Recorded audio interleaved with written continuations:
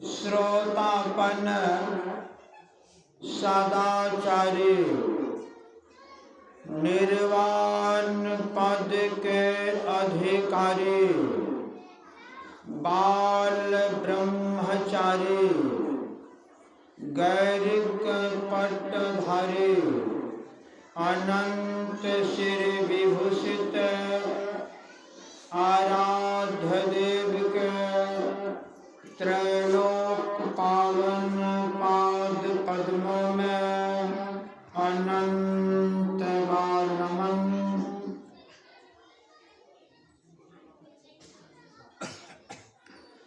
उपस्थित पूज्य बाबागण के चरणों में नमन। सत्संग के सत्र में पधारे हुए साधु समाज, आदरणीय पूज्य मास्टर साहब, आदरणीय सत्संग प्रेमी महानुभावों, आदरणीय माताओं, धर्मशिला भक्तिमती बहनों, आप सभी को नमन।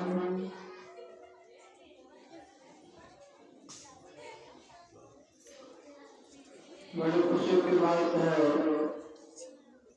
अभी हम लोग जत्र तत्र से एकत्र होकर सत्संग के सत्र में बैठे हुए। सत्संग का बीच में बैठना माने परम पिता परमात्मा का गोद में बैठने का जैसा है।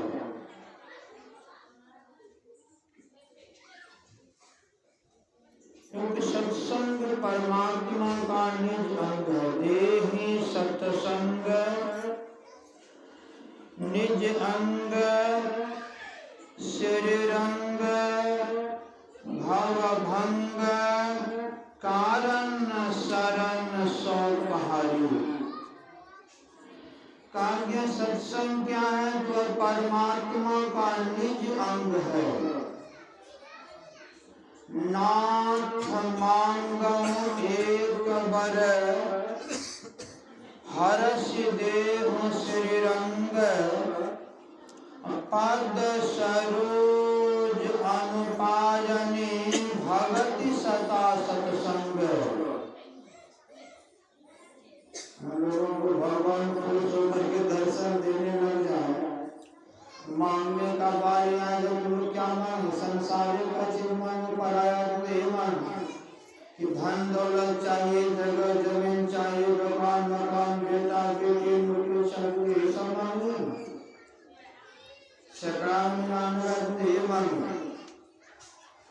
लेकिन परमात्मा से इस संसार का वस्तु मांगने के लिए नहीं कहा गया है। क्या मांगने के लिए कहा गया है? सत्संग। गोस्वामी जी ने तो कहा सत्संगति दुर्लभ संसारा निमिष दंड भर एक हमारा। का थोड़ा देर में किसी को सत्संग मिल जाए, साधु महात्माओं का सानिध्य प्राप्त हो जाए तो क्या होगा?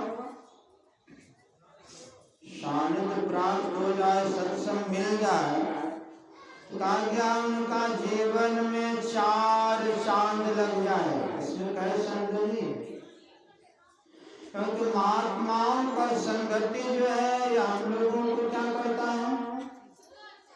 हम लोगों के जीवन में सुख का सिंधु में पहुंचने के लिए प्रेरित करता है।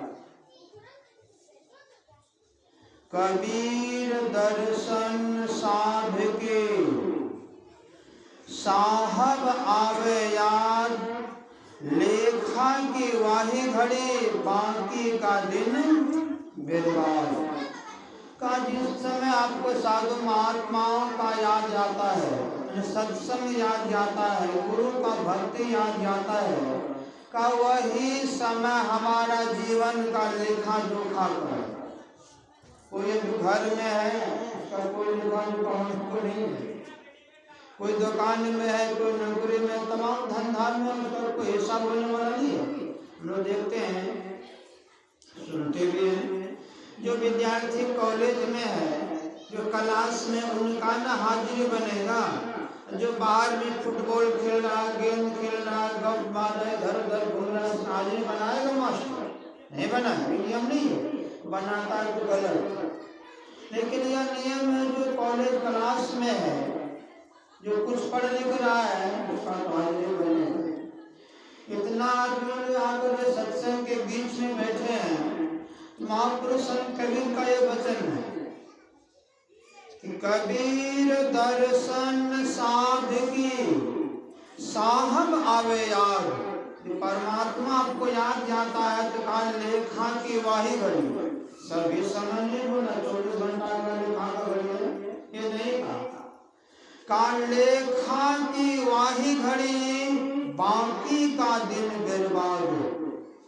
जितना देर आप सत्संग में बैठेंगे, महात्माओं का, साधु संतों का सानिध्य में आप बैठेंगे, कहा वही समय लेखा का घड़ी है। मेरे मालिक के दरबार में सब जीवों का खाता है, दो चार आदमी का न बोला। सृष्टि में जितना भी जीव है सभी का खाता वही वहां भगवान के दरबार में, क्योंकि परमात्मा सर्वशक्तिमान है वो।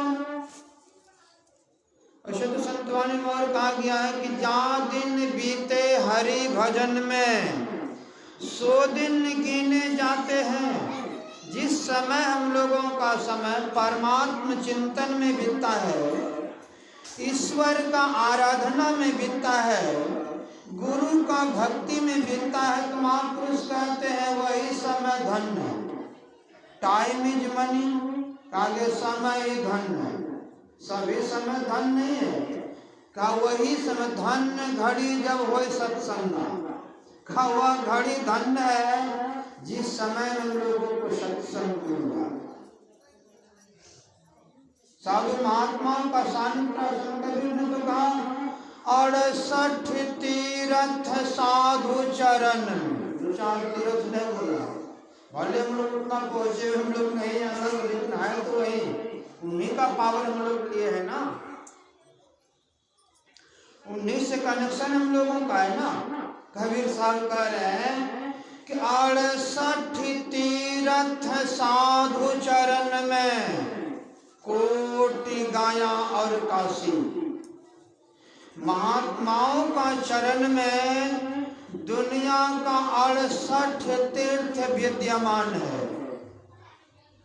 और करोड़ों बार आप गया काशी जो पुण्य क्षेत्र धर्मस्थल, वहां जाने पर जो आपको लाभ होगा वह महात्माओं का सानिध्य में उनका दर्शन से ही प्राप्त हो जाता है।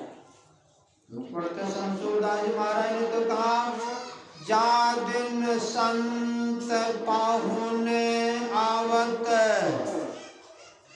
तीर्थ कोटि अनहान करे। कोटि मतलब करोड़ों, सब जानते हैं।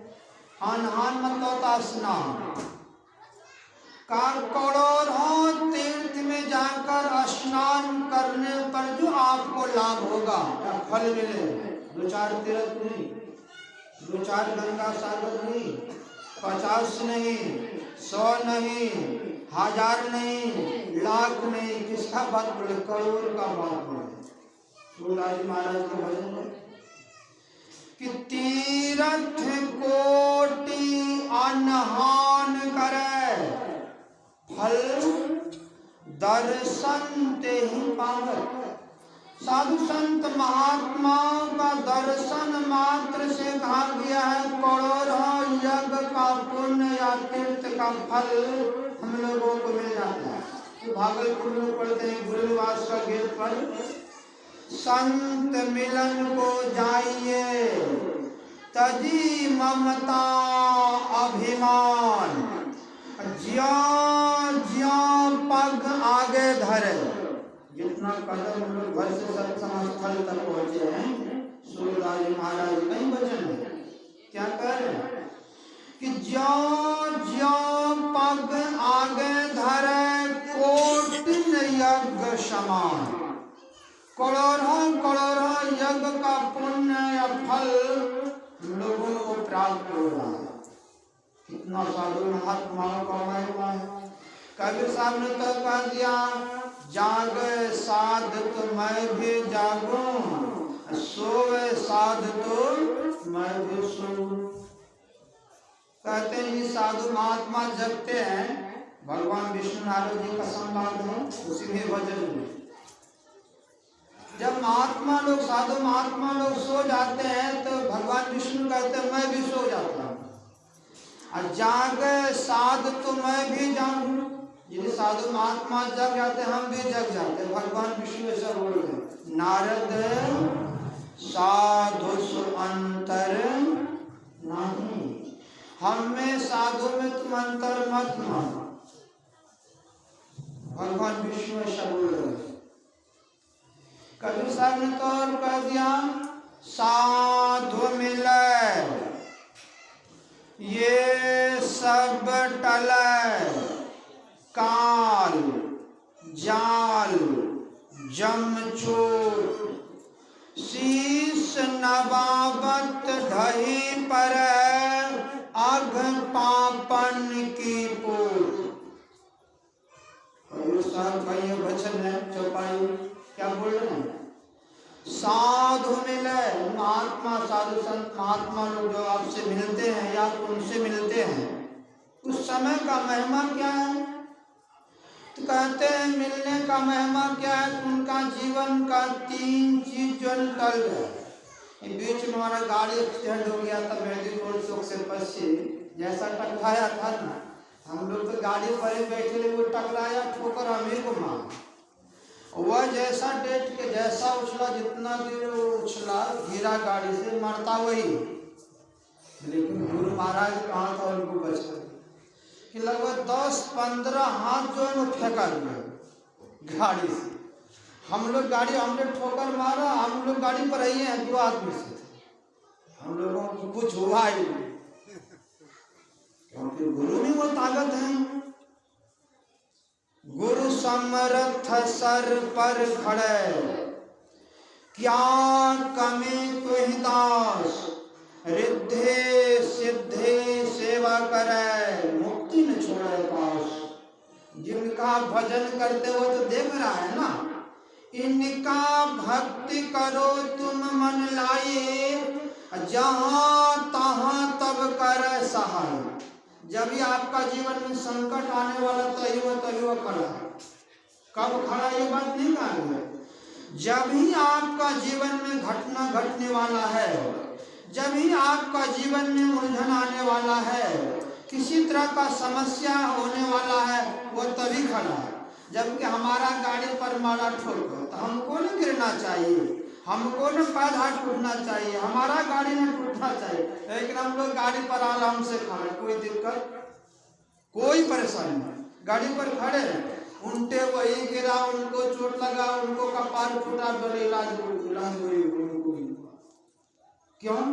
गुरु में वो ताकत है, गुरु में वह पावर है। इसीलिए हम लोग सुन रहे थे गुरु महाराज का वाणी पाठ में, गुरु सत्य गुरु समहित नहीं कोनो, निस्दिन करिए सेव है। गुरु महाराज बोल रहे हैं ना, हमारा हित करने वाला दुनिया में कौन है? कहा एक गुरु ही है। जैसे तो और कहा गया है, पितु से माता 100 गुना, सुत को राखे प्यार, मन से ती सेवन करे, तन से डांट और गार, माता से हरि 100 गुना, तिन से 100 गुरुदेव प्यार करे। अब गुण हर हमारा गुण बुराई को भी हरने वाला है ना, बहुत गुण है, कितना गुण पता है। जबकि गुरु महाराज सभी अवगुणों पर शासन करने वाले, त्रय गुण पर योगी पढ़ते भजन में, सतगुरु सुख के सागर, शुभ गुण आगर, ज्ञान उजागर है, अंतर पथगामी, अति निकामी, अंतर्यामी है, त्रय गुण पर योगी। तीनों गुण पर उनका शासन है, तो वे क्या बोल रहे हैं महर्षि नहीं पता मिलेंगे।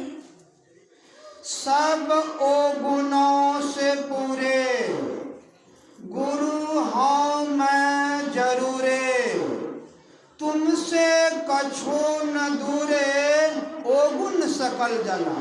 गुरु महाराज में कोई अवगुण नहीं है, कोई बुराई नहीं है, लेकिन वह कहते हमने बहुत अवगुण है। तो हम लोगों को कितना होगा पता है, लोग अवगुण का सागर ही कहीं, बुराई का सागर ही बोल सकते हैं। जिनके अंदर में सारा सद्गुण संपन्न है, जो 3 लोक 9 खंड में गुरु का महिमा शास्त्र में गाया गया है, वह महापुरुष क्या बोल रहे हैं हमने बहुत अवगुण। पढ़ सकते उसी को पाए। ऐसे महापुरुष का हम लोग सेवा करते हैं, ऐसे महापुरुष का हम लोग ध्यान करते हैं, मानस ध्यान, उनका अनुभूत का हम लोग ध्यान करते हैं मानस पटल में। तो ऐसे महापुरुष में जितना गुण है, जितना पावर है, जितना शक्ति है, और सभी हम लोगों में धीरे धीरे आ रहा है ना। एक एक अक्षर को पढ़ करके लोग बहुत बड़ा विद्वान बन जाते हैं। एक एक अक्षर को पढ़ करके लोग क्या से कौन कौन डिग्री कौन कौन अफसर नहीं बन जाते हैं। ठीक उसी तरह से थोड़ा थोड़ा ध्यान करके हम लोग गुरु महाराज में जितना सद्गुण है, सारा सद्गुण को हम लोग प्राप्त कर सकते हैं। लेकिन ध्यान करेंगे तब ना। ध्यान करना छोड़ दें, सत्संग करना छोड़ दें, महापुरुषों का सानिध्य में जाना छोड़ दें, तो क्या हम लोगों का गुण समाप्त हो जाएगा? नहीं समाप्त होगा, बिल्कुल नहीं। क्योंकि ऐसा सारा अवगुण को हरने वाले तो गुरु ही तो है। इसीलिए कहा गया है, गुरु महाराज जी कह रहे हैं उसको निश्य दिन रात दिन, निशी दिन, निशी रात दिन मतलब दिन कहिए का रात दिन सेवा करने के लिए दिन को हरि सुमिरन करो, रैन जाग कर ध्यान का भर दिन में हरि का सुमिरन मतलब भगवान का नाम का जप करना चाहिए, गुरु मंत्र का जप। दिन को हरि सुमिरन करो, रैन जाग कर ध्यान, रात में जप करके हम लोगों को ध्यान करने के लिए कहा गया है। रैन जाग कर ध्यान, भूख राखी भोजन करो, तभी सोबन को मान। भूख रख करके खाने के लिए कहा गया। 4 रोटी खाते हैं, 2 ही खा ली, 3 ही खाई। कम खाएंगे तो नींद जल्दी खुल जाएगा, ज्यादा खाएंगे तो क्या होगा, नींद नहीं खुलेगा। शरणदास जी महाराज बोल रहे हैं कि भूख राखी भोजन करो, तभी सोवन को बान, 4 पहर नहीं जाग सके। दिन में 4 पहर रात में होता है, 8 पहर का दिन रात होता है। का 4 पहर में जग कर करके परमात्मा का ध्यान सुमरन कर लेंगे। यदि आप 4 पहर में नहीं जग सकते तो थोड़ा छूट गया है, अभी खा गया है। 4 पहर नहीं जाग सके तो आधी रात सो जान। तो 12 बजे रात में जग करके ध्यान बैठ गए, ऐसा लिखा होगा। आधी रात सो जान, जप करन को भजन करन को ना। जब ध्यान लग जाए आप फिर आगे का और छोड़ देते हैं। का जौन नहीं श्रद्धा पिछले पहरे चेत। यहाँ आपको नहीं 12 बजे जगने का फुर्सत है, नहीं कर सकते। संसार का कारोबार में, व्यापार बिजनेस, दुकान मकान, खेती बाड़ी, बाल बच्चा सब है ना, आपको बर्डन है सर पर ना, ये सब लेकर चलते हैं। चलिए आधी रात को भी छूट देकर आगे पढ़ा रहे 3 घंटा और किधर, तो फिर 12 से 3 पिछले पहरे से 3 पहर बाकी है, अभी 3 से 6 पहर बाकी है ना। का पिछले पहरे से यानी पिछला पहर में 3 बजे भोर में उठ करके हाथ पांव मुंह धो करके तब ध्यान करना चाहिए। भगवान कृष्ण ने तो कहा, हम पढ़ते गीता में, ब्रह्म मुहूर्ते उत्थाय वायु अस्पृश्य माधव दध्यो प्रसन्न कर्णं आत्मानं तम संपरम। भगवान कृष्ण को करने के लिए कुछ बाकी नहीं था, तीनों लोक का मालिक थे। जब तुम लोग भजन में पढ़ते हैं, त्रेता का श्री राम के बहना, त्रेता का श्री राम के बहना, द्वापर का श्री कृष्ण, कलयुग का महर्षि में ही भगवान के बहना, घर घर कर से ध्यान।